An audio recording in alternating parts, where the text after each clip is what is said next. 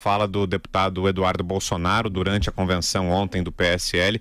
Ele comparou a senhora ao coronel Ustra, fazendo um elogio à senhora. Como a senhora viu essa declaração? Eu até comentei com o deputado depois que, veja, eu não gostei muito da comparação, não é? Mas, por outro lado, eu entendi que ele estava tentando, vamos dizer assim, me homenagear. E como eu estou acostumada a conviver com pessoas que pensam de maneira muito diferente de mim, eu procurei ver, vamos dizer assim, a intenção, né? E não o fato em si. Eu sempre faço isso, até proponho para os meus alunos, quando eles estão muito indignados, muito ofendidos com uma situação, eu troco as personagens, entendeu? Então, sei lá, se eu estivesse num ambiente muito esquerdista e alguém me comparasse ali a Lenin, eu também ia ficar chateada, né?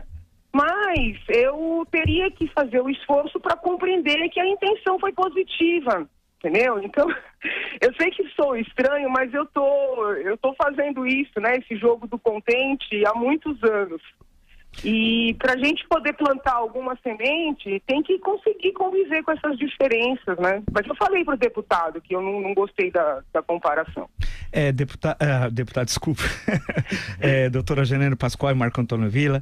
Oi, professor. Eu estava ouvindo e falei aqui porque acompanhei, nós conversamos muito com a senhora, especialmente durante o momento do impeachment. Uhum. E o que me fica, algumas questões que eu gostaria de colocar para a senhora. A senhora disse, olha, eu não gostei muito da comparação, falei com o deputado. Eu entendi isso, diz a senhora, como uma homenagem feita a mim e tal. E que é necessário compreender a intenção positiva. Mas como é possível? Aí é que é a questão que eu coloco a senhora citou até o Lenin, que é bom lembrar que o comunismo na União Soviética matou milhões, especialmente no período do Stalin, que é um continuador do Lenin, não é uma ruptura com o Lenin. E alguém que elogia torturadora. Pessoas que foram presas sem acusação, sem inquérito, sem processo, que foram torturadas, mortas, muitos mortos, corpo desaparecido. Como a senhora pode achar uma homenagem de uma pessoa responsável por isso? O então capitão Ustra, era capitão à época, ficou aqui no DOI-CODE e chamava de Tutóia Hilton, centro de repressão. Ele ficou durante 4 anos, matou muita gente. Como é possível a senhora considerar uma homenagem ao estabelecer a relação entre um assassino, um torturador e a senhora? Não, veja, professor, talvez o senhor não tenha compreendido. Eu realmente não me senti homenageada, né? Quando o deputado falou aquilo, era como se eu tivesse tomado um soco na cara, né? Esse foi o meu sentimento. Quando a gente analisa uma homenagem, a gente tem que analisar uma ofensa, o intuito de quem fala e o sentimento de quem recebe. O senhor entendeu? Sim. Então, o meu sentimento ali foi de um soco na cara. Só que eu tenho que ter a clareza de compreender que a intenção do deputado não foi essa, você entendeu? Então, assim, os nossos estilos, do senhor e do meu, muito embora a gente muitas vezes pense, na maioria das vezes, de maneira parecida, são estilos muito diferentes, né? Eu acredito que o senhor ali reagiria de uma maneira mais frontal, vamos dizer assim, né? Bem, eu nem estaria lá, eu nem estaria lá, não passaria nem na porta, com todo respeito. Professor, ouça, se a gente não for nos locais em que as pessoas precisam ouvir o que a gente tem para falar, os guetos vão continuar guetos, entendeu? Se eu tivesse esse pensamento que o senhor tem, eu já teria me exonerado da USP. Então eu respeito a sua maneira de pensar. Só que a minha cabeça funciona diferente. Eu não posso ficar falando para quem sempre concorda comigo, entendeu? Porque senão não planta semente. Então, assim, eu prefiro, né, passar situações difíceis, porque eu acho que a minha vida é uma sucessão de situações difíceis. Ficar exposta a ser xingada por gregos e troianos, mas tentar plantar alguma semente. De certa maneira, aquela fala do deputado, que não foi uma fala com má intenção, ela me deu força para fazer o meu discurso, né? Porque eu vi o tanto que esse grupo precisa abrir para outras frentes, entendeu?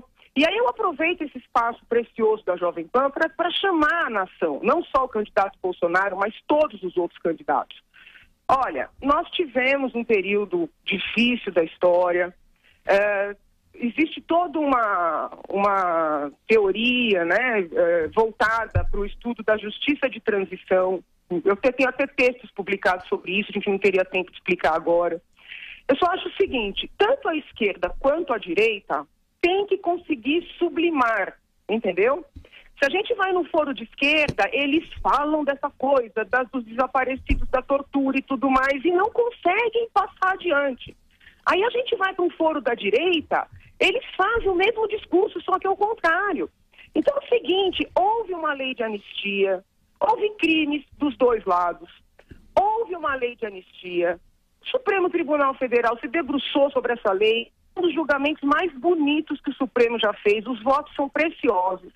Então, eu acho que chegou o momento de esquerda e direita, sabe, avançarem. Doutora Janaína... Pois não. Bom dia, a Vera Magalhães. Oi, Vera, sou sua fã. Tudo bem? Obrigada. A senhora esteve ontem na convenção do PSL e fez esse discurso pela abertura do grupo do deputado Jair Bolsonaro para ouvir os diferentes. Isso foi lido mais ou menos como uma espécie de água no chope na festa, porque se esperava que a senhora desse uma resposta definitiva sobre o convite para que seja vice na chapa dele. Eu queria ouvir da senhora, e aí não mais dos bastidores, o que está sendo levado em conta pela senhora para aceitar ou não esse convite? São questões familiares, são questões programáticas? Veja, as questões familiares, é óbvio que elas estão presentes, né? Porque quando você muda, assim, quando você toma uma decisão dessa, você muda a vida da família. E a família tem seus laços, tem seus vínculos. Então é emprego, é escola... São coisas que a pessoa... Você fala, mas isso é simples, né? Você decide e todo mundo vai atrás. Não é assim. Ou a gente respeita as pessoas, inclusive dentro de casa, ou a gente não tem condição de governar, né? Eu não sou uma ditadora nem dentro da minha casa. Então, tudo está sendo muito debatido, inclusive com crianças. Você não pode tomar uma decisão, mudar a vida de uma pessoa, porque isso pode ter consequência. Então, tem as questões familiares, que são muito relevantes para mim.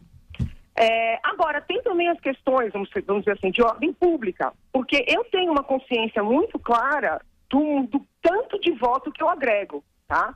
Você tem uma ideia, eu voltando no aeroporto ontem, o que teve de gente que me parou e falou, doutora, eu não ia votar no candidato, mas se a senhora for mesmo a vice, eu vou votar.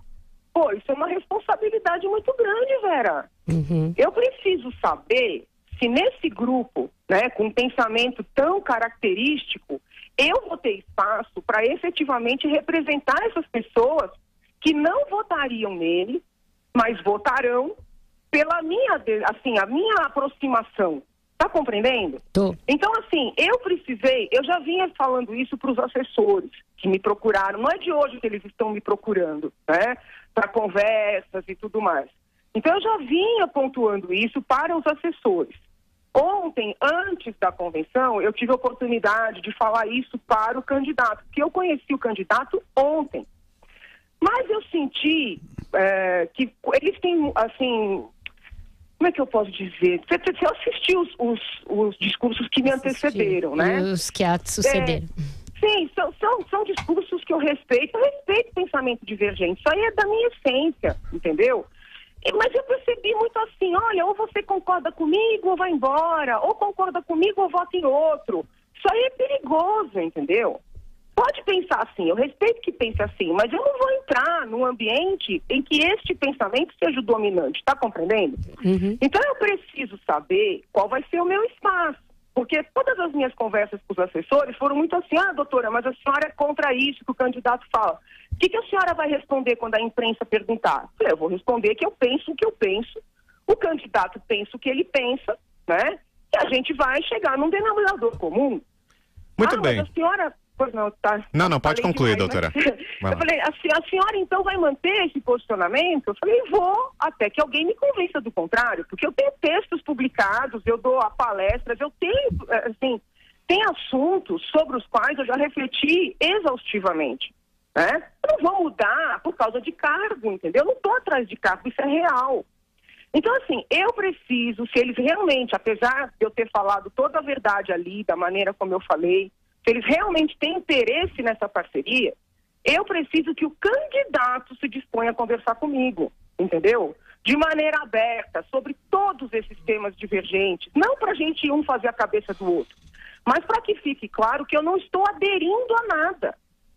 A senhora chegou, só uma última questão, desculpe, eu sei que estendemos muito. A senhora chegou a conversar com o candidato depois da convenção? Depois aquilo ali foi uma loucura, era muita gente, todo mundo querendo fazer foto com ele, comigo, entendeu? Então foi assim, mais ou menos assim, olha, a gente vai falar, ele ficou de me ligar, entendeu? Mas não teve oportunidade de uma conversa, porque é muito sério isso, gente. Eu acho graça, as pessoas me ligam e falam assim, mas o que você decidiu? Eu falei, gente, mas o que é isso? Às vezes um emprego simples, né? São não sei quantas reuniões, não sei quantas entrevistas, a gente tem que amadurecer, não é brincadeira. Muito bem, agradeço então a participação da doutora Janaína Pascoal, advogada, concedeu uma boa entrevista aqui ao Jornal da Manhã, agradeço muito a participação da senhora, um bom dia, uma ótima semana. Eu que agradeço a honra, fiquem com Deus. Só que a posição dela desnatura por inteiro a posição do Bolsonaro. Extremismo é igual pensamento único. Não é possível ter pluralidade onde há extremismo. Essa é a grande contradição que você está apontando, é isso.